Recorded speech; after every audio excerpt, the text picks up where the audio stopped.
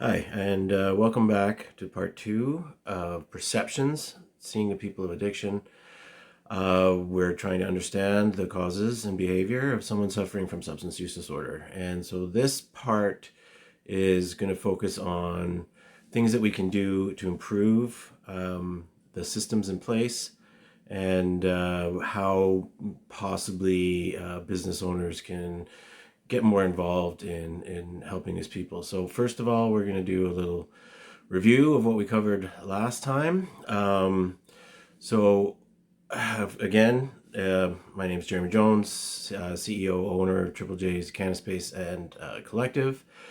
Now, I wanted to add to what was part of my intro last time is that I've spent 20 years studying, interpreting, and developing legislation and policy for safety. I was a safety specialist for about 20 years for Underhill Geomatics for a big part of that, and then a bigger part was for the Kwalendon First Nation, where I developed their safety program, helped them develop HR policy, as well as safety policy. And my business now, I have 5 procedure manuals, HR policy manuals, all that kind of stuff to ensure that my staff are fully aware of the support that we provide them and any procedures that they need to do their job safely.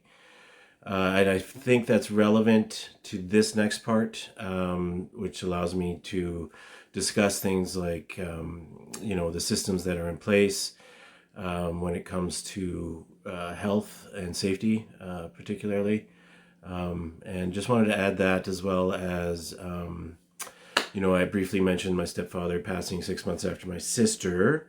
While my mother as well, she now has, she's in middle stage Alzheimer's. She was very rapid onset due to alcohol and benzodiazepine use with over the last couple years. And of course, the grief and loss that she experienced, I ended up having to put her into a whistle bend place. So, right. So we talked about what addiction is, substance use disorder, the variations underneath that umbrella, how drugs interact with the brain, dopamine, serotonin, these neurotransmitters of the brain that the drugs manipulate, but also even behaviors can manipulate addictive behaviors, releasing endorphins and stuff that can create an addiction to specific behaviors. So what we talked about, what causes it? We talked about trauma, adverse childhood experiences, and how people who are suffering from substance use disorder are usually medicating mental health issues that they may be experiencing, impoverished communities, racial segregation. All of these things add to a kind of community trauma that can happen to groups of people. Specifically, adverse childhood experiences, where a child is brought up in a potentially harmful environment, which can cause, serious cognitive and executive dysfunction as they get older, hypervigilance and anxiety issues, these types of things. And then, of course, there's the result of trauma that happens. And so trauma is experienced differently by everybody. Again, what someone experiences as trauma, someone else may not, depending on how they were, emotionally developed, supported as they were growing. I didn't talk about this photo last time, so this is my sister, and this is relevant to what we're going to talk about here. This is my sister at 15 in her first treatment. At this time, it was eating disorders. It was not substance use. But it's a feeding tube.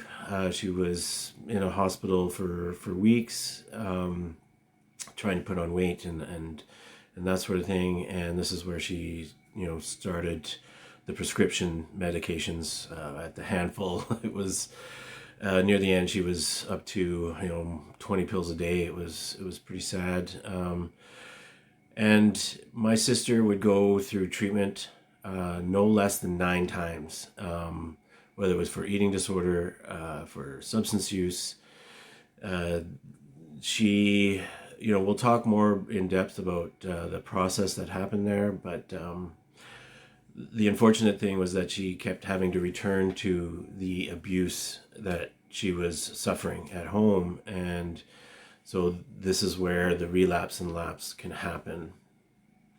We talked about the difference between CPTSD and PTSD, and how sometimes a misdiagnosis of anxiety disorder or depressive disorders can actually technically be classified under a larger umbrella of complex PTSD. So here we are. I'll move around this. I'm using new software this time, so I'll move around the little window as I move forward. So how do we prevent addiction? This is a big factor. Once somebody's in the throes of addiction, that's a whole other different thing. But we can actually do things and ensure policy and that there's supports to early prevention, and it really can start early. I was 12 when I first started using drugs and alcohol, and I'm sure there's others out there that started even younger. But the key factor is, by that point, the substance use and addiction hooks may have already started. So what really needs to happen is that we can detect trauma early. And so we need to identify those that are suffering from trauma, emotional abuse, physical or sexual abuse, abandonment, neglect. And then we need to ensure that there's supports for them, therapy, counseling, and so that they can begin the healing process as soon as possible. And so there needs to be an increase of therapist and counselor support for students, even at a young age. My daughter's elementary school does not have a counselor at this point. She even made a point to say that to me. Even at a young age, children need to know that they have support outside of the home. Someone who will listen to them without judgment or criticizing. I mentioned earlier that in the last segment, that a lot of kids don't know that they're going through abuse and trauma, and so having a safe space for them to be able to share what they're going through without judgment or fear of consequences is really, really important, even at a young age. But as they get older, there's continues to need mental health supports. I wasn't aware of therapy and counseling until it was college, right? Had I maybe known earlier in my life what I was going through, we could have, kind of nipped it in the bud before it got really, really bad. And now the trick here is that, of course, we can't impose ourselves into other people's lives. We can't tell people how to care for their children.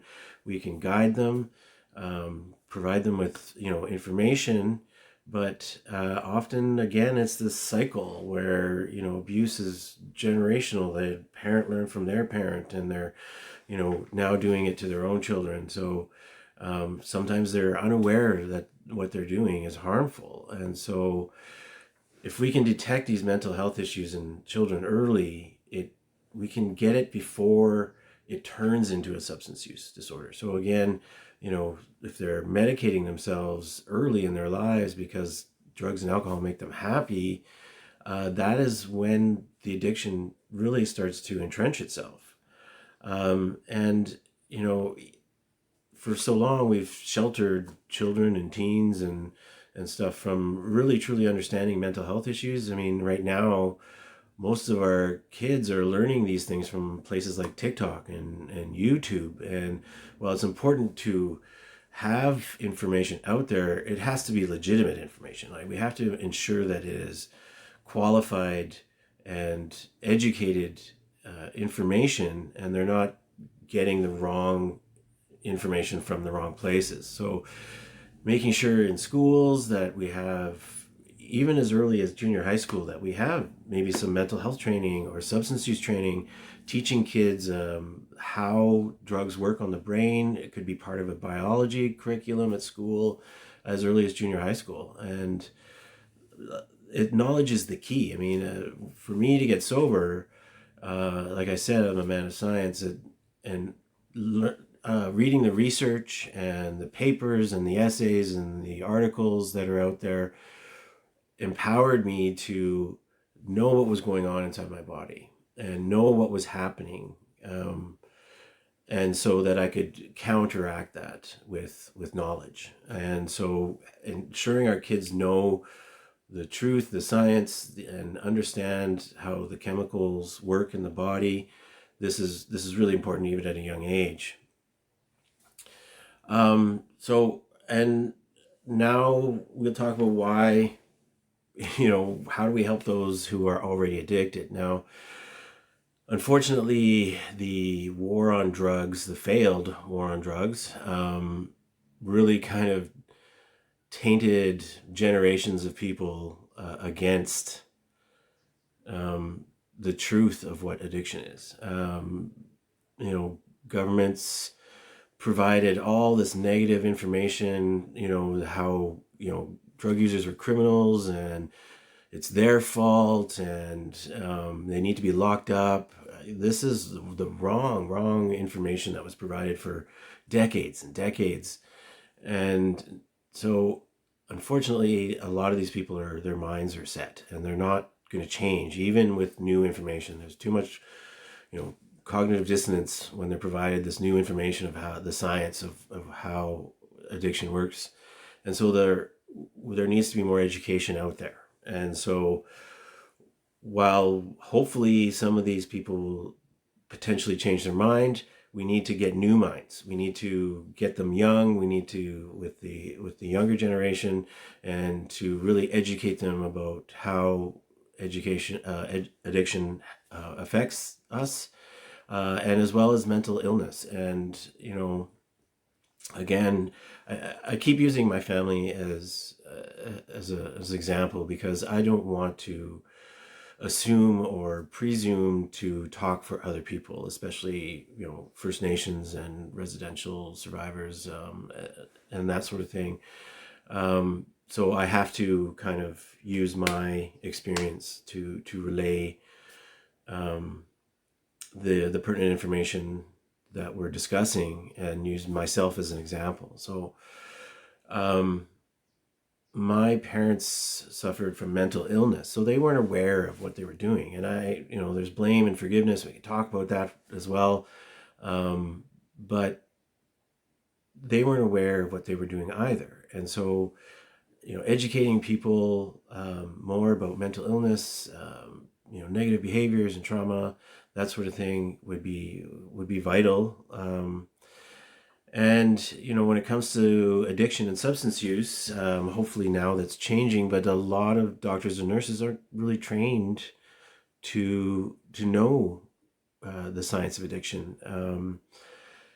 They're still relying on old stigmas, old ideas and beliefs about addiction, and programs that are available to do their best. But ultimately, there should be a little bit more segments on that, when it comes to continuing education, and when it comes to actual treatment. There, as I mentioned previously, Smart Recovery is what worked for me because it was a cognitive behavior therapy based and science and evidence based program. Now, in the recovery business, I say business because it is a big business, treatment and recovery. But in the recovery field, there's an idea that's called whatever works, right? And so if 12 steps works for you, by all means, do it. A lot of people are isolated and lonely, and this is part of why they use substances. And these groups, the meetings every day, are essential for them to get that social and support from those meetings. But court-mandated treatment is being challenged, especially for 12-step programs. It is a spiritual-based, and again, if that is the path that you want to take, absolutely. But our cultures are diverse, and forcing someone into a 12-step program, which is a lot of spirituality, is harmful for some, and they are being challenged in human rights courts. So treatment centers need to offer variety. There needs to be cognitive behavior therapy, dialectic behavior therapy, rational emotive behavior therapy, spiritual support, community support, First Nations support. These should all be available to people who are in treatment or who are working towards it. And so, I kind of touched on this already, the stigma part. The idea that I'm born with a disease that I can't change, I'm going to fight this the rest of my life, I'm powerless. These are ideas that, lessen somebody's power. We have to ensure that we are showing somebody that there's a light at the end. For me, and part of the Smart Recovery is that there's a termination of the program, and that is where I'm at. I don't need the program anymore, and because I believe I have succeeded. And if I had gone with the idea that I was fighting this for the rest of my life, that would have been very, very difficult. And the video we'll show at the end here is very important to talk about isolation and locking people up and that sort of thing is actually, it makes things worse, especially when they have to go back out into society. Often these people who go through treatment go back to the streets, they go back to homelessness without work, the ability to work, even training or education.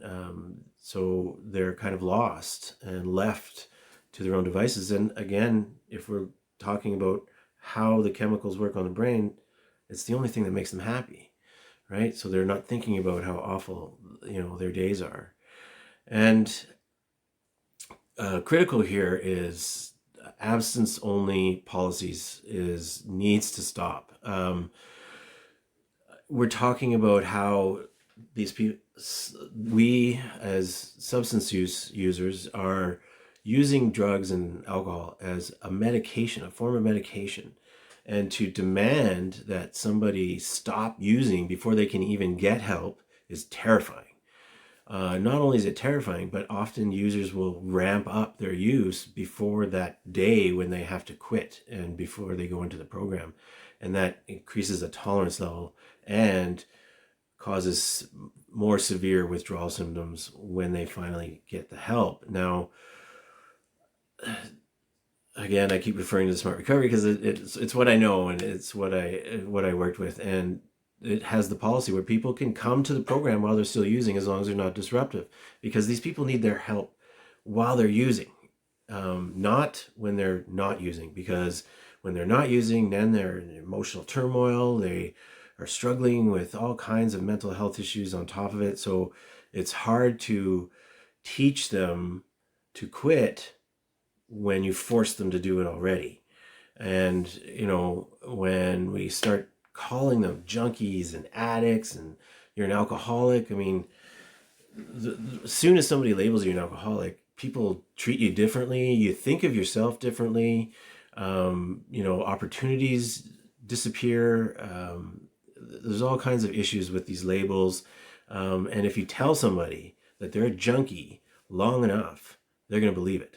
And once they believe it, it's hard for them to believe that they could be anything else. And it's really, really important to empower these people that we are not defined by our substance use. That does not define us. We are people that make poor choices, but it's something that we learned somewhere along our lives. And so eliminating calling people these labels that are harmful is very, very important. So now this here is my steps to what I believe in a perfect world, a perfect world is the best way for a treatment process to happen. And this is based on my experience. I've been through the system. I've worked with the system. I've been dealing with my sister and helping people for many, many years. And based on the feedback I get, as well as what I've been through, this is a perfect world scenario of what I believe the treatment process should be. So once somebody is identified as having a substance use disorder, the immediate movement must be made to support the individual through this following process. And so right away, withdrawal management and counseling. So withdrawal management is critical because you have someone who's using alcohol for 30 years and excessively every day. Quitting can actually kill them. The effects of the drugs on the body can actually cause them to go into cardiac arrest, seizure. So withdrawal management is very important to help them, guide them through the process of the initial withdrawal. And of course, some counseling right up front. Now, B here, the access to safe drugs for harm reduction or medication for mental health treatment is definitely important. Now, we also have to be aware that illicit substances actually affect how psychiatric medications work because they manipulate the same neurotransmitters. So it would have to be a process over time. But when it comes to harm reduction, now cannabis was essential for my recovery process. I still use it in a microdose sense. Of course, we need to be aware of substituting one drug for another, but there are significant studies out there now showing not only cannabis being very effective if used in a microdosing type process, but psychedelics, helping with withdrawal management, as well as, mental health issues and whatnot. So while we're probably a long ways from there, harm reduction practices are important. Safe supply, alternate substances, to help people wean themselves off the deadly chemicals. And then, moving immediately to accessing an evidence and science-based treatment program or a faith-based or abstinence-only program if they request it. But ultimately, you don't go to the hospital to see a faith healer. You need the science, and we need the support in that sense to guide them through the initial withdrawal management and chemical reduction, and to support them to teach them how the drugs are affecting them. Now, if they are a primary caregiver, support of the family, it's really, really important that support for not just the individual, but the family as well. Now, I come from a place of privilege. I had health care that covered my treatment. I have an amazing wife that handled everything while I was going through it and still does, especially this last year. And I could not have done it without her. And, with successful businesses and all that kind of stuff, people don't have that, right? So many people don't have that. And so they don't have that support available to them should they actually start the treatment process. Now, once somebody has gone through a treatment program, and thankfully now there's 90-day, 120-day treatment programs, because that 28 days when I had to leave, it was not enough. I really needed more. But again, I had a safe place to come to when I got out. I mentioned my sister, every time she was in treatment, first of all, she'd be sent away, down to Edmonton or Victoria or something like that to go away. And that is actually part of an isolation.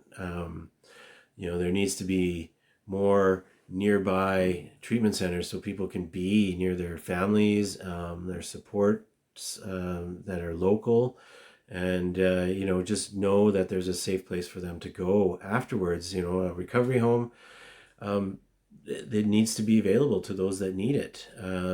Here at these type of recovery homes, they can be supported 24 hours a day, 7 days a week by someone who is trained in addiction and trauma, to help them manage triggers, and that sort of thing. I mean, post-acute withdrawal syndrome can last up to 2 years, and I can attest to that.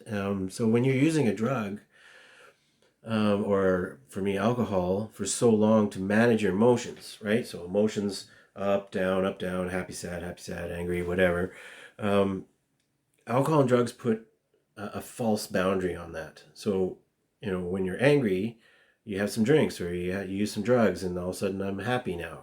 Or when I'm sad, I'm bringing it back up, using drugs and alcohol. But once you take away those substances, it is extraordinarily difficult to manage emotions. I mean, I wouldn't get just irritated or angry. I'd be rageful. And when I was sad, it was complete 2-day depression. It was awful. And it's because withdrawing from these substances that have so affected the brain for so long, the brain is incapable of effectively managing and providing those neurotransmitters that allow us to manage our behaviors effectively. And so people need to be supported for up to 2 years. And I know that's difficult. And like I said, this is in a perfect world. It's really, really important that people get that, whether it's, in a recovery home, or that they are working with a counselor and therapist forever, as long as they need it, right? Extended number of sessions. My sister gave up because she was put on months wait lists. She was bounced around therapists because they couldn't manage what she was going through.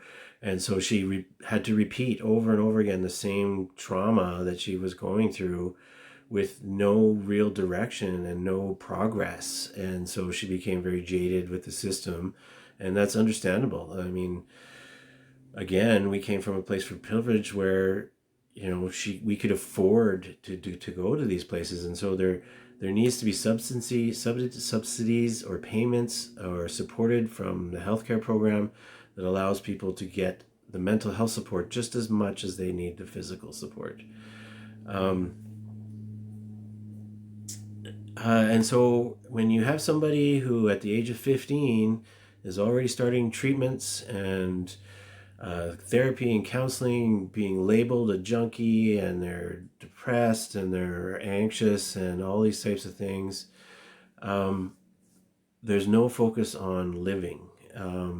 My sister effectively was, her growth was stopped at 15, and even at 30 years old, she couldn't hold a job. She had no education, no training, and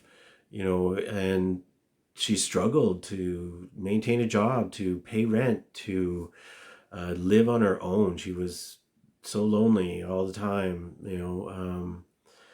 and this is where the lapse and relapse occurs. You get anxious to the fact that you can't do anything. You can't hold a job. You can't raise your children.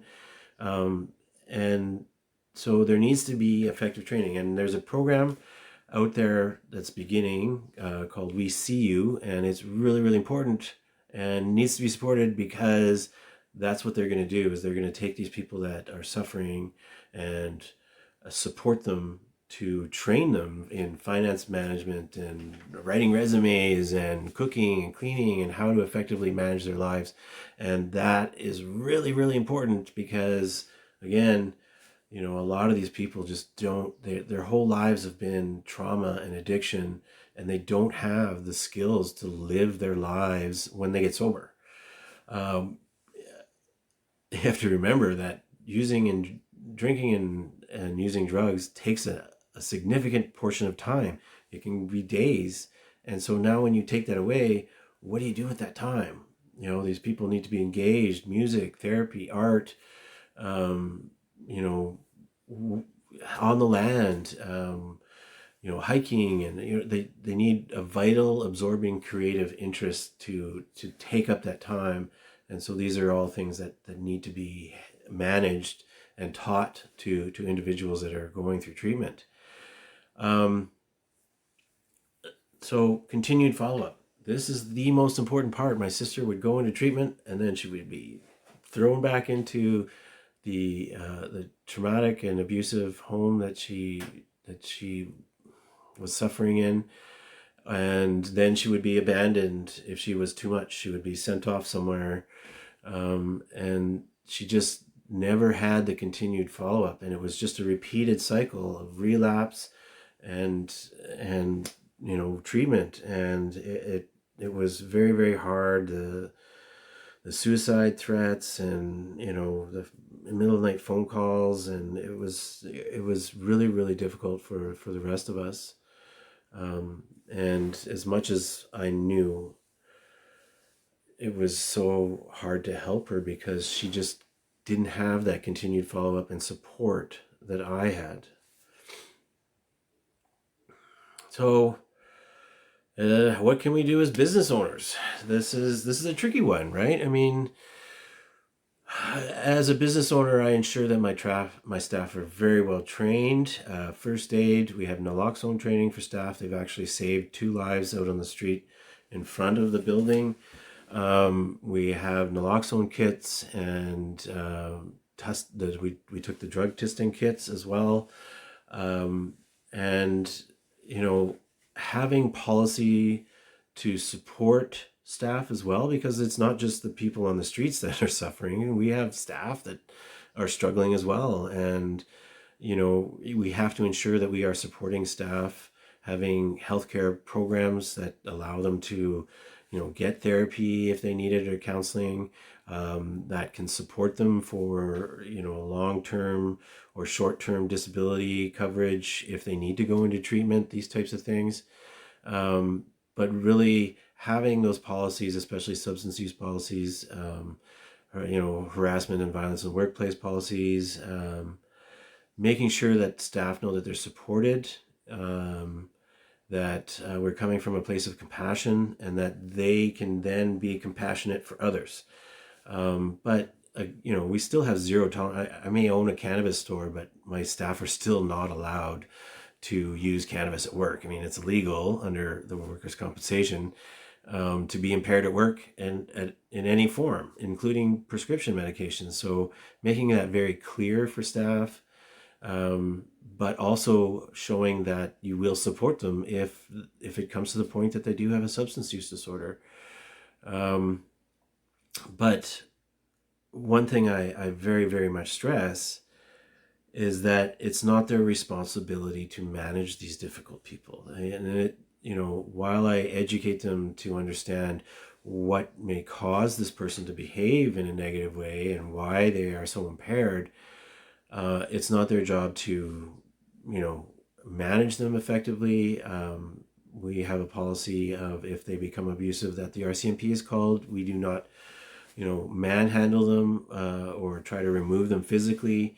That could be potentially very unsafe for staff, but having emergency response, teaching them to, when they report it to the RCMP, to let the RCMP know that it's a mental health issue, because they now have that team of a mental health support worker, as well as an RCMP that will show up for those types of events instead of just a flat out RCMP response.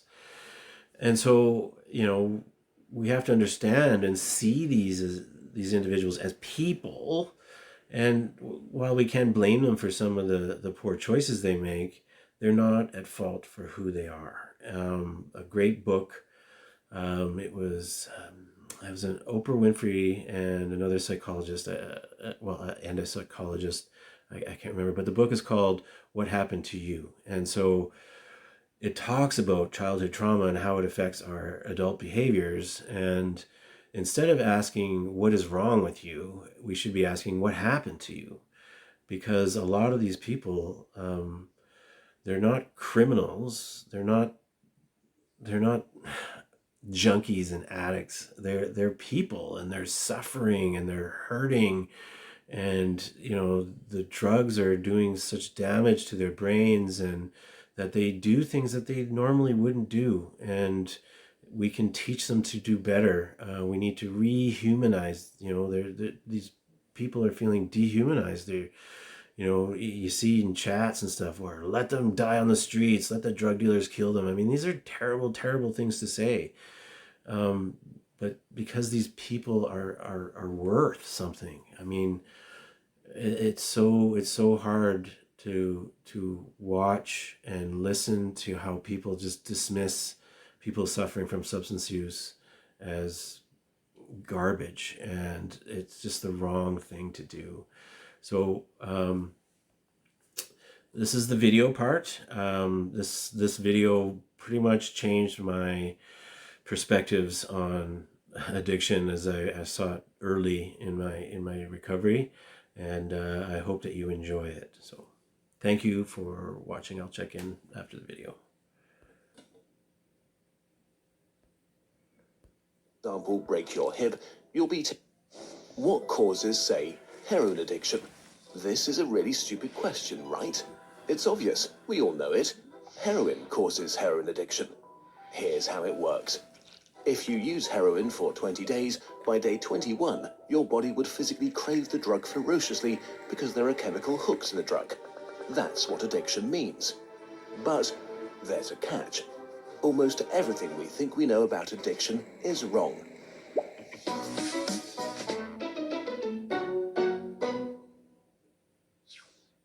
If you, for example, break your hip, you'll be taken to a hospital and you'll be given loads of diamorphine for weeks or even months.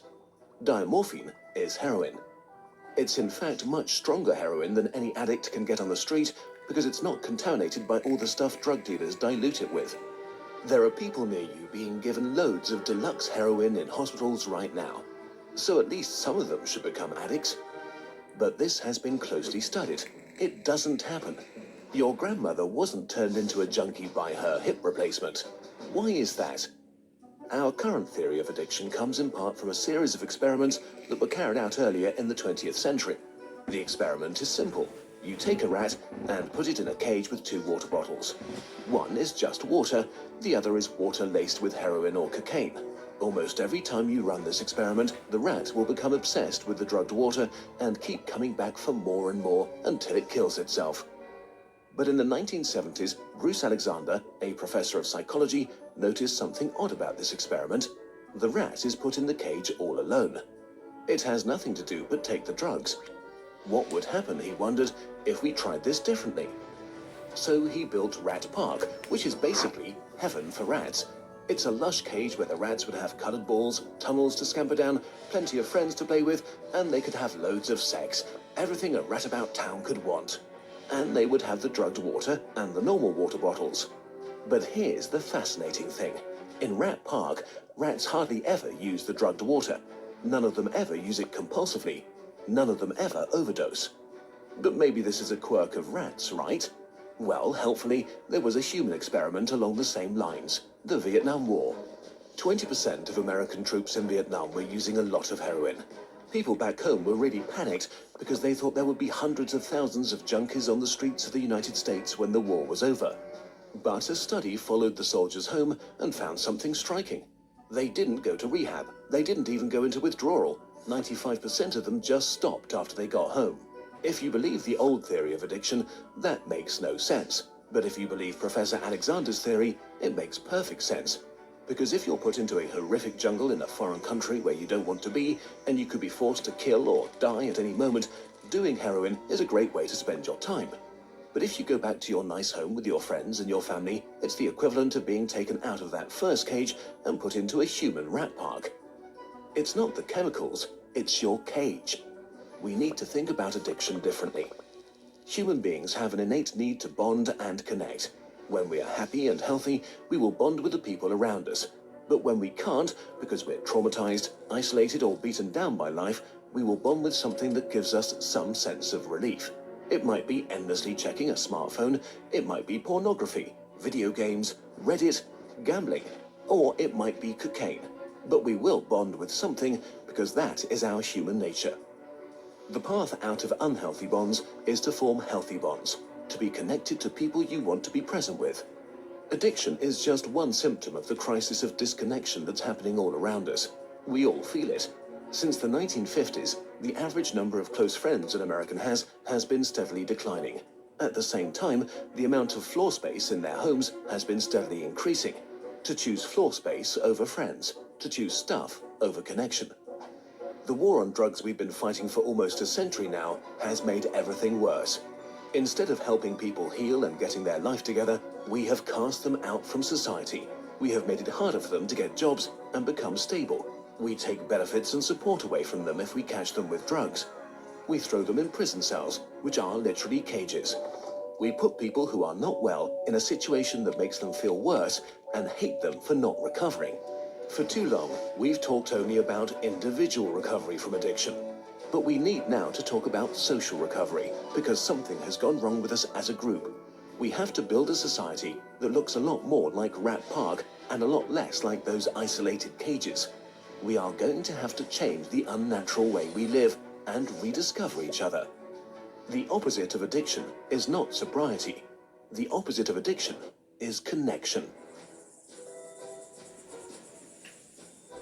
This video is a collaboration with Johan Hari, the author of the book Chasing the Scream, The First and Last Days of the War on Drugs. He was very kind to work with us on this video to spread the word. We recommend that you give the book a try. Our videos are made thanks to your support on...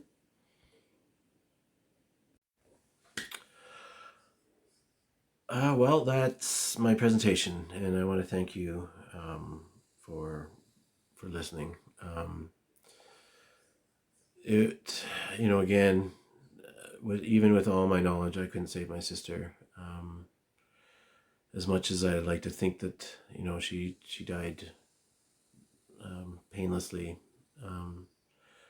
It was the days leading up to it, the fear, the loneliness, the abandonment she must have felt, that many, many, many of these people feel, that wasn't getting addressed. And it's such a tragedy, but it's really important to know that, the idea that it takes a community to raise a child, but it takes a community to heal one. When we leave these people to their own devices to try to figure it all out, this is where they continue that negative behavior and that addiction takes over. We need to do our best to support and love and care for these people.